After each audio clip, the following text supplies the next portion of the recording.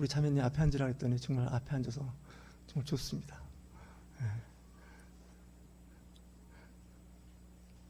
내가 오늘 제일 화사하게 입고 왔다 생각하시는 분은 앞에 앉으면 좋으세요. 옷은 그렇게 못 갖췄다 하더라도 앞에 앉고 싶다 그러면 앞에 앉으시면 좋습니다. 제가 대학에서 36년을 강의해 봤습니다. 꽤 오래 했죠. 근데 앞에 앉은 학생과 뒤에 있는 학생과의 차이가 납니다. 학교에서도 그렇습니다. 교회에서도 그렇지 않습니까? 앞에 자리가 금자리, 은자리, 그나마지 얘기하지 않겠지만 집중할 수 있는 자리는 앞자리인 것 같습니다. 근데 저도 막상 여러분 뒤에 벽 쪽에 붙어서 앉는 게 일반적인데 앞에 앉으면 교육 효과라고 하죠. 학습 효과가 2배 이상 됩니다. 아마 여러분들도 경험하셨을 것으로 믿습니다.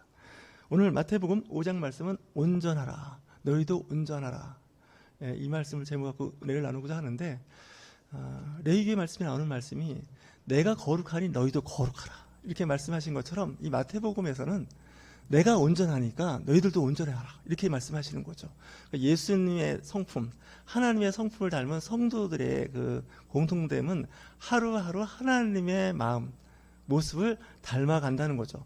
왜냐하면 창조 섭리가 이제 하나님께서 인간을 만드실 때 흙으로 사람을 만드셨을 때 어떻게 만들까 고민을 하신 것 같습니다. 그랬는데 성경에 나오는 말씀대로 하면 하나님의 형상을 따라 이렇게 되어 있습니다. 라틴어로 얘기하면 이마고 데이라고 합니다. 하나님의 형상. 근데 하나님의 형상을 우리는 잃어버렸습니다. 우리가 예수 그리스도를 영접함으로 인해서 그리스도인이 되면서 하나님의 형상을 회복해 나가고 있는 겁니다. 다 이루었다는 것도 아니고 이제 이루어가는 과정 중에 우리가 있기 때문에 그렇습니다.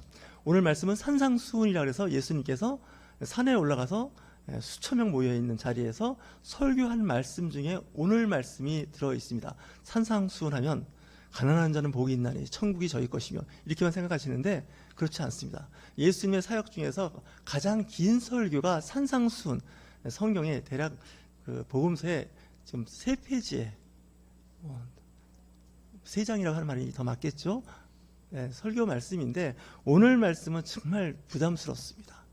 왜 부담스럽냐면 원수에 대한 이야기를 하는데 원수 이야기만 하면 갑자기 이제 정신이 바짝 들지 않습니까? 졸음이 싹 달아나고 자다가도 한번 깨면 그냥 그 잠이 싹 달아나는 그런 원수에 대한 이야기를 하고 계시는데 오늘 말씀을 다 주보에 적을 수가 없어서 말씀을 다 못 적었는데 5장 38절 이하의 말씀을 보면 정말 이건 정말 예수님이 하시는 거고 하나님이 그런 마음을 갖고 있는 거지 우리는 안 됩니다.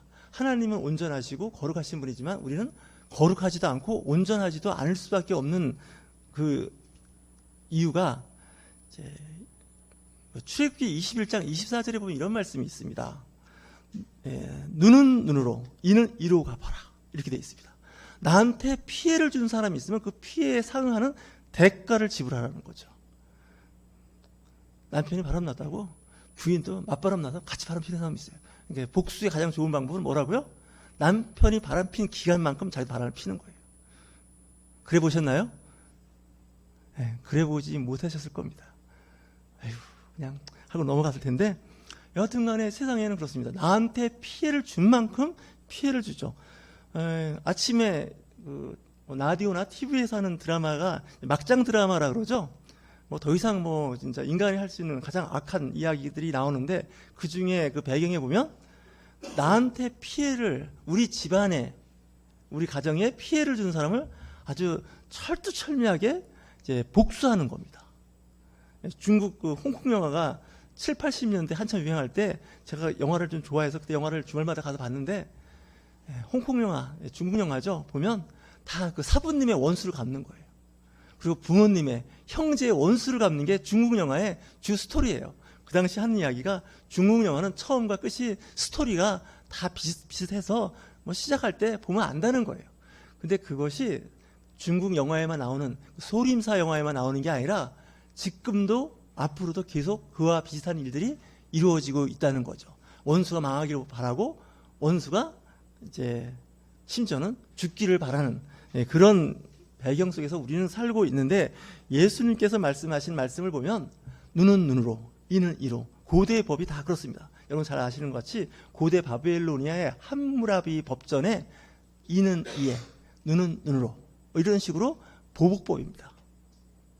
그러니까 똑같이 남한테 피해를 주라라고 말씀을 하고 있는데 그 말씀이 성경에도 예외는 아니라는 거예요. 모세율법에도 그와 같이 있어요. 물론 이웃을 사랑하라는 말씀도 있지만 원수를 원수로 갚아라라는 말씀이 있습니다. 내가 이렇게 된 것은 저 사람 때문에 이렇게 된 거야 라고 생각을 하게 되겠죠. 우리 집안이 망한 게 누구누구 집안 때문에, 아니면 누구누구 그 사람 때문에 우리 집안이 망했어.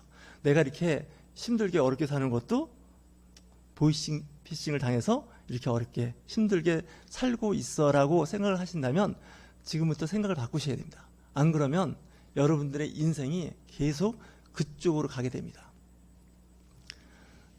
과거에 이란에서 그 팔레비 국왕이 축출될 때 미국 대사관의 그 대사 직원들이 이제 그 당시 이란 호메니용이 그 쿠데타를 일으켜서 이제 그 왕정이 끝났을 때 그 미국의 그 대사관, 영사관 직원들이 포로로 잡혀 있었던 적이 있습니다. 꽤 오랜 세월을 이제 포로 생활을 했는데 그때 이제 아마 그 군 무관으로 가 있던 중령 한 사람이 있었습니다. 이 대사관에는 그 나라 군인이 상주합니다.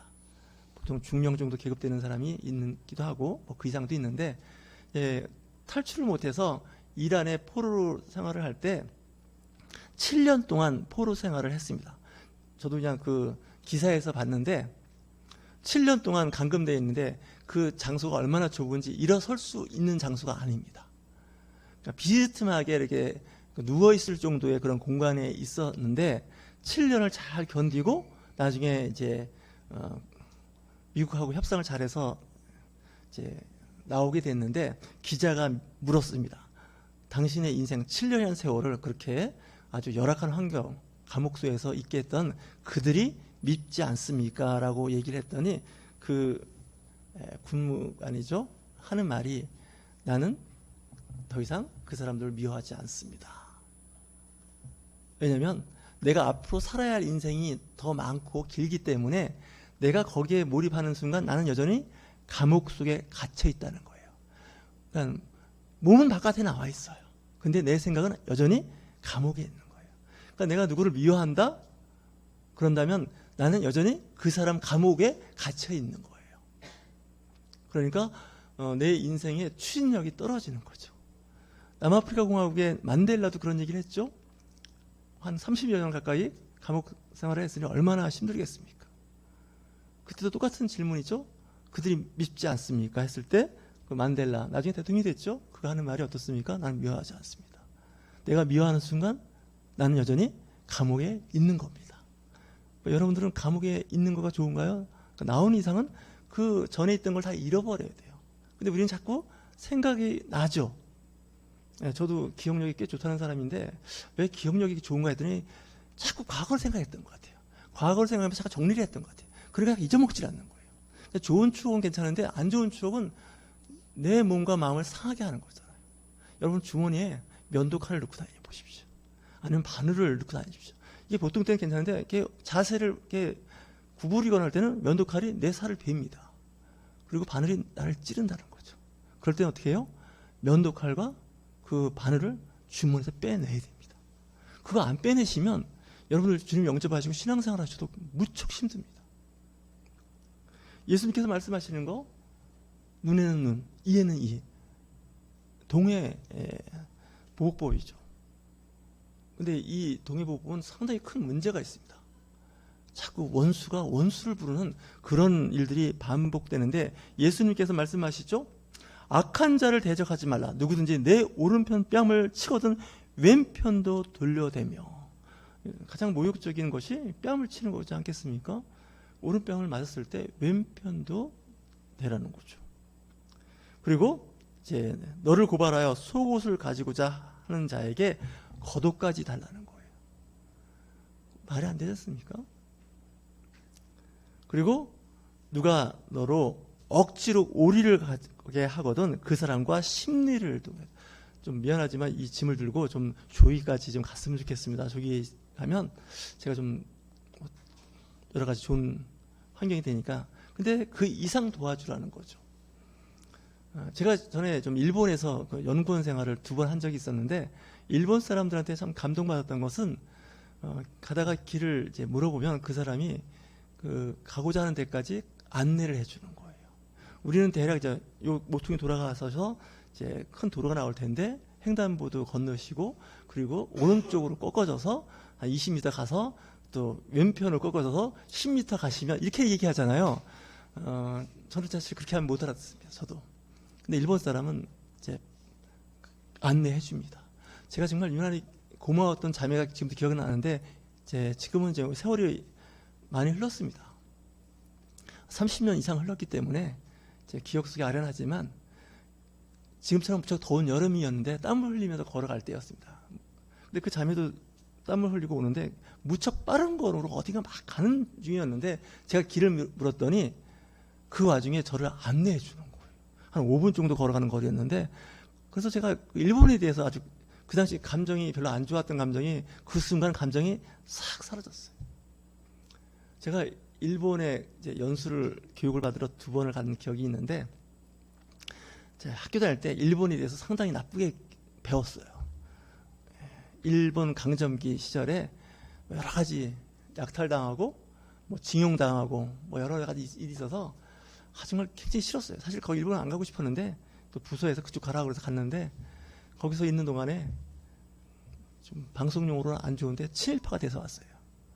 이건 굉장히 조심스러운 말이긴 한데, 과거에는 우리를 피해를 줬고 힘들게 했지만 또 거기 가서 보니까 그 옛날 모습은 없어요. 그래서 친절하게 잘하는 거예요. 동방예의지국이라고 우리가 늘 자부했지만 정말 동방예의지국은 일본이라는 생각이 그 당시 들었습니다. 1986년, 1990년 그때 이야기입니다. 굉장히 오래된 이야기입니다. 그때는 총각이었고요. 풋풋할 때였죠. 여튼 간에 그 한 사람 한 사람의 친절함, 그 사람들이 저를 압니다. 제가 일본 말로 하면 조센징이지 않습니까? 조센징이 뭡니까? 뭐라고 하나요? 조선인이라는 뜻이죠. 조선인. 어떻게 부르든. 우리는 이웃 국가나 주변 국가들하고 과거의 어떤 그 문제 때문에 굉장히 예민할 때가 많고, 뭐 사과를 했네, 받았네, 뭐 이런 얘기 갖고 하는데, 물론 중요한 부분입니다. 중요한 부분이지만 우리 그리스도인들은 그런 부분에 대해서 좀 자유로우면 어떨까, 이런 생각이 들었습니다. 남한테 피해받은, 손해본 그런 생각은 돌의 세계에서 평생 잊어먹지 않고 사는데, 내가 남한테 피해주고 손해 끼친 건 털끝만큼도 생각 안 하는 게 우리 인간입니다. 그렇지 않습니까? 피해의식도 있지만요, 어떻게 보면 한쪽으로 보면 가해자였던 거예요, 우리는. 근데 가해자로서의 기억은 안 하고 항상 손해보는 거, 누구 때문에 됐다고 탓하는 게 우리의 삶이라서 참 힘든 얘기입니다. 미국하고 친할 수도 있고요, 일본하고 친할 수도 있고 중국하고도 친할 수 있는 겁니다. 저는 그래서 사업하는 사람들을 좋아해요. 비즈니스 하시는 분들. 왜 좋아하냐면 이 사업하시는 분들은 사업 관련돼서는 그런 거 안 따져요. 적성국가든지 과거에 우리나라하고 감정이 아주 이렇게 그다지 안 따집니다. 그다지. 사업성 있느냐 없느냐를 걸 보는 거죠. 이것도 참 예민한 문제여서 말하기는 좀 조심스럽지만, 우리 그리스도인들이 어떤 때는 사업하는, 이 비즈니스 하는 사람만큼도 마음이 안 열려 있을 수가 있어요. 그렇지 않습니까? 그래서 그리스도인이 된다는 건요, 마음이 넓어져야 돼요. 지평과 지경이 넓어지지 않으면 상당히 옹졸해져요, 사람이. 그런 얘기를 듣고 제가 한참 생각해 봤습니다. 좁은 침대에서는 살 수가 있대요. 좁은 방에서는 둘이 살 수가 있다 그래요. 근데 속 좁은 사람하고는 같이 살 수가 없대요. 믿으십니까? 인정하십니까? 좁은 공간에 같이 지낼 수 있어요. 하지만 속이 좁은, 물고기 예를 들어서 안 됐지만 그 밴댕이라고 아시나요? 밴댕이를 보지도 않고 먹어보질 않았으니 비유가 적절하진 않은데, 저 강화도에 가면 밴댕이 회가 있어요. 우리 성도들 한번 다 가서 한번 밴댕이를 먹어봐야 돼요. 저는 먹어봤어요. 정말 가시가 많고 속도 좁답니다. 근데 이번에 이제 이런 생각을 해봤습니다. 그리스도인들이 거의 밴댕이과입니다. 밴댕이하고 비슷합니다. 왜 그렇게 됐을까 했는데, 저는 이런 얘기를 자매들한테 가끔 합니다. 결혼하기 전에 있는 자매들한테 넌지시 하는 말이 있는데, 어떤 말을 하냐면, 남자를 고를 때, 주아 학생 잘 들으세요. 남자를 고를 때 정의와 공의의 칼날을 세우는 남자 절대로 고르지 말라고 그래요. 어떤 남자하고 결혼하지 말라고요? 이 정의와 공의의 칼날을 세우는 사람들은요, 나중에 그거를 어떻게 하냐, 자기 아내, 자기한테 겨누는 수가 있어요. 잘 알아두셔야 됩니다. 이게 잘못하면 부작용 나오는 말씀인데, 그럼 뭐 정의와 공의를 그냥 하수에다 버리고 쓰레기통에 버리고 막 살으라는 이런 얘기 아닙니다. 정의와 공의의 칼날을 세우는 건 좋습니다. 하지만 그 반대편에 사랑과 긍휼을 품고 가셔야 됩니다. 이거를 안 품고 그냥 정의와 공의만 하면요, 여러 사람 잡습니다. 그러다가 자기도 정의와 공의의 칼날에 죽게 되는 거 아닙니까? 프랑스의 기니온이라고 하는 외과 의사가 있었습니다.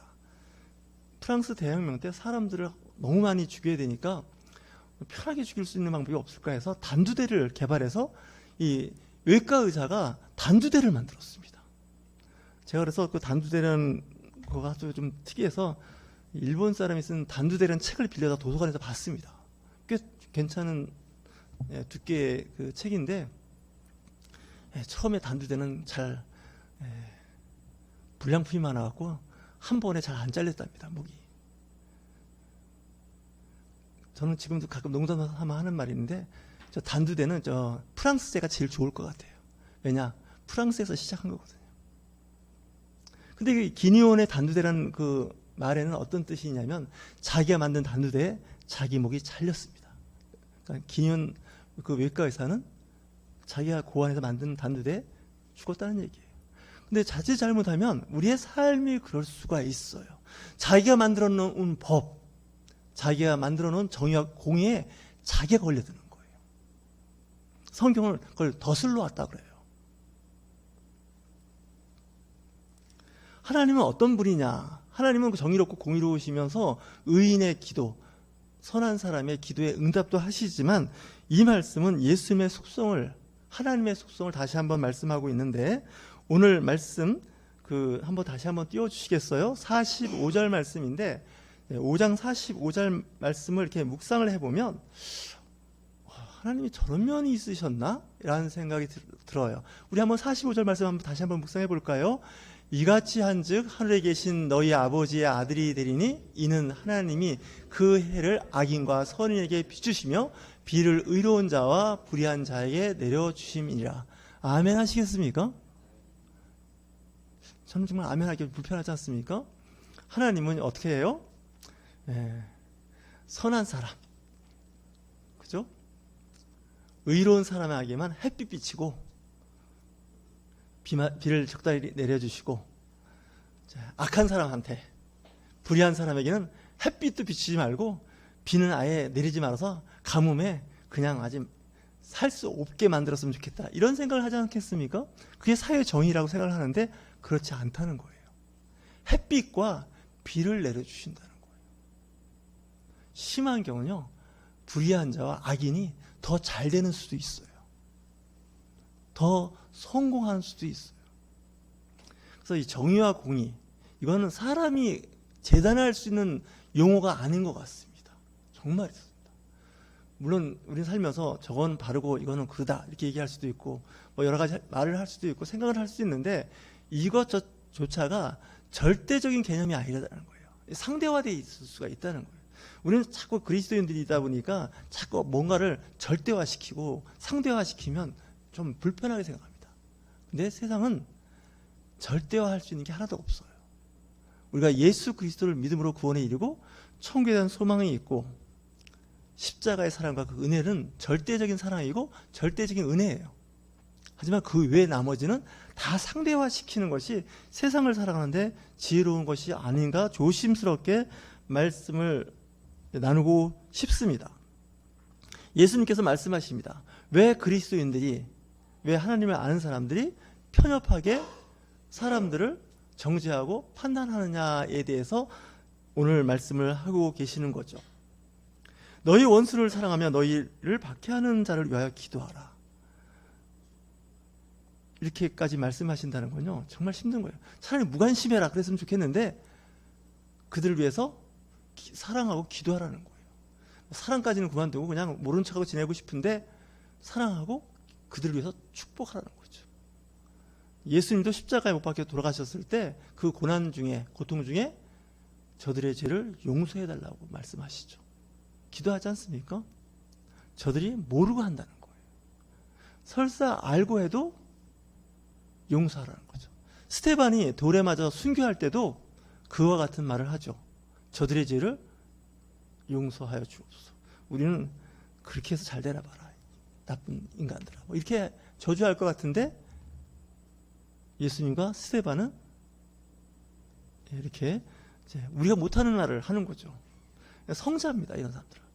여러분, 우리나라에서 그 개신교에서 성자 반열에 오른다면 누구를 생각하시겠습니까? 우리나라 기독교 역사에 한 140년 역사에 그래도 이 사람은 세계 어느 나라의 성자, 성인을 이렇게 해도 부족함이 없다 생각하는 분이 머릿속에 떠오르나요? 주기철 목사님을 생각하는 분도 계시는데 보통 이 신학자들과 이 목회자들이 모이면 하는 말이 있는데 활석, 산돌이라 그러죠. 손양원 목사님을 기억하시나요? 여수 애양원에 계셨던 나병 환자들을 돌봤던 손양원 목사님.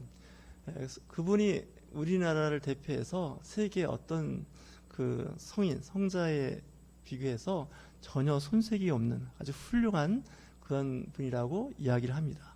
뭐 시간 나면 한번 여수 한번 갈까요? 저는 가봤습니다. 기념관이 있는데 이분이 참 대단한 분이죠. 목회자들은 대부분 저도 그렇던데 좀 귀족 목회하고 싶어요. 강남에서 좀 지식인들과 좋은 사람들하고 대화하고 싶은데 이 손양원 목사님은 문둥병 환자 있죠? 그런 사람을 상대하면서 목회를 하셨죠. 여러분 잘 아실 겁니다. 1948년에 여수 순천, 저희 때는 반란 사건이라고 그랬습니다. 그때 그 아들 둘, 동인과 동신, 손동인, 손동시라는 아이가 안재순이라는 친구한테 총살당했습니다. 생떼 같은 아들 아닙니까? 다 컸죠. 지금 같으면 고등학생쯤 된 아들 둘을 그 공산당 하는 그 안재선이라는 그 학생이 친미 그리고 이제 기독교인이라는 것 때문에 총살시킨 거죠. 여러분 같아서는 아마 하늘이 진짜 노래질 겁니다. 그래서 이제 결국 이제 진압되면서 이제 그 안재선이라는 학생이 잡혔죠. 군법에 의해서 사형입니다. 사형이라는 선고를 받았을 때 손양원 목사님이 찾아갑니다. 그 안재선이라는 사람을 구타하거나 공나지 말고 그 아이를 석방해달라는 거죠. 저는 영화를 봤습니다. 사랑의 원자탄이라는 영화가 있습니다. 그 영화도 한번 보시면 좋습니다. 여러분 누구를 미워하십니까? 누구랑 불편하십니까? 사랑의 원자탄 영화를 보십시오. 아마 유튜브에 나올 겁니다. 무료로 볼 수 있습니다. 저는 그거 3번 봤습니다. 정말 대단한 분입니다. 자기 아들을 둘을 죽인 그 원수를 자기 아들로 입양을 하는 거예요. 원래 그대로 뒀으면 사형입니다. 근데 그 군에서 그를 풀어주죠. 대단한 거 아닙니까? 목사님 뜻은 알겠는데 이건 아닙니다. 얘는 사형감입니다. 한두 사람 죽인 게 아닙니다. 얘는 공산당 아주 뼛속까지 새빨간 애입니다. 얘는 사형입니다. 이럴 것 같은데 어떻게 해요? 그 빨갱이 아들을 내 아들로 받아들이는 거죠. 안재선 그분은 세상을 떠났지만 그 아들이 안경선 목사로 지금 목사가 됐습니다. 하나님의 사랑을 실천하는 아주 대표적인 일이었죠.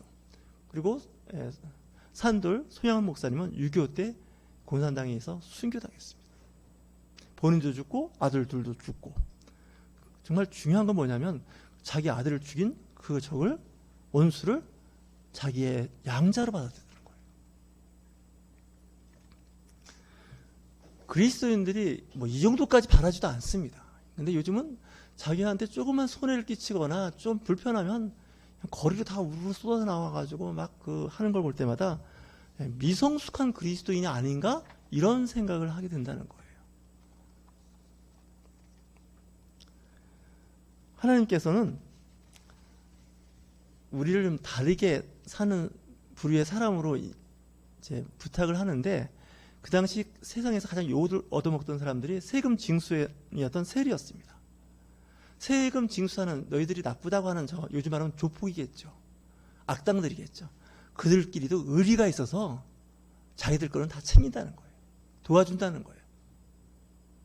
또 예수님께서 말씀하시잖아요. 이방인들도 그 정도는 다 해요.